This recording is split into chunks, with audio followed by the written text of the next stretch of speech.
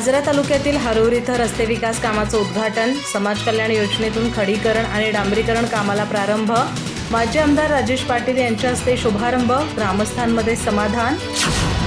आजरा तालुक्यातील हरुर येथे समाज कल्याण विभाग, जिल्हा परिषद कोल्हापूर यांच्या अनुसूचित जाती व नवबौद्ध घटक वस्ती विकास योजनेअंतर्गत दलित वस्तीतील रस्त्याच्या खडीकरण व डांबरीकरण या विकास कामाचे उद्घाटन माजी आमदार राजेश पाटील यांच्या हस्ते करण्यात आले। या विकास कामामुळे स्थानिक नागरिकांना मोठा दिलासा मिळणार असून वाहतूक अधिक सुलभ होण्यास मदत होणार आहे। अनेक वर्षांपासून प्रलंबित असलेला रस्त्याचा प्रश्न मार्गी लागल्याने वस्तीतील ग्रामस्थांमध्ये समाधानाचे वातावरण निर्माण झाले आहे।